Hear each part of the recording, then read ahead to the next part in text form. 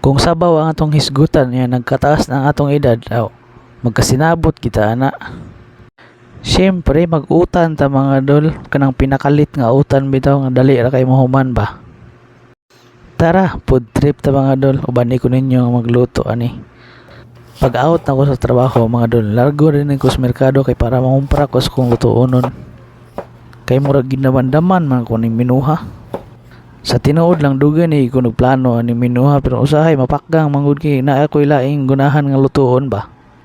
Unya karon nadayon nagyud wala na ko nagpadala sa mga tentasyon sa naol. Pero sa lutuonon ra ha, dili nang naas sa sud sa imong hunahuna.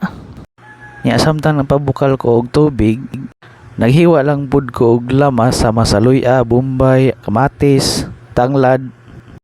Nya pilar may pagligid sa oras, awa na hapit na mo bukal. Nya imbis nga pinirito nga akong isagol, ako kini tinapaanan akong isagol kay para dali ra.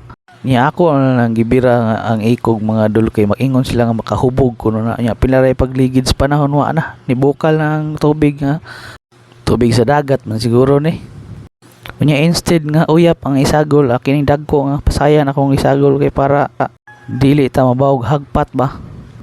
Kay ako po nang gibalance mga dol, lain po kayo gumukaon po tagpuros na lang po healthy. Muna akong gisagulan og pasayan, di sad siguro na makamatay ay. Ngayon lang kahibong anong nagbuwa na, buwa ganyan ng baba sa musilingan. Nya pilar may kagin daw na ng gulay, madikit na gamay sa init, wa na, maluto na dahil na, gilunod na akong alugbati mga dol, apel ang kamunggay. Nya ako na nang gihugasan mga dol ha, basi makaingon mga wa na nakuhugas eh. Nya gilunod din na akong tinapaanan mga dol kay dali ragi kay na.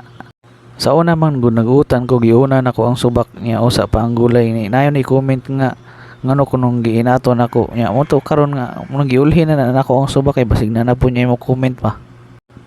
Nya nahibong ko sa sige na kog tansya nga sa sige na kog tilaw.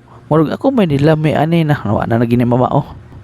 Niyawa na, naluto na gitawon, petirang dali pilar bantay kag ang utan ay. Niya, unsa man ni mga dol, siyempre, mga agdag, igubog ko ninyo, basig moingon, buwagan ako, ngilad na kay tagbatasan. Pero wala tayong mahimo na, kay di man gihapon mo kakaon, kay naramo mo sa screen. Ani na lang, ikaon ako, mudungan lang po muna ako para dungan taog kabusog. Nya duha man to katinapaanan mga dol no, bisag wala mong mangutaan na. Kato yung usa day para sa ako tong iring. Basin moingon niya akong iring nga kalain pud ani niya ay maora ba na ay tinai. Una ako tong giapil para to sa iya ha. Nya di mo pud siya pwede anang pasayan kay basig mag-concert noon siya to. Nya ikaw nga nagtan-aw niya wala pa kalungag, wala pa sad kaluto og sudan niya naghilab na imontiyan niya ni sulti kag Mia. Uy. Thank you. Love you. Sunod na sada. Amping ingat.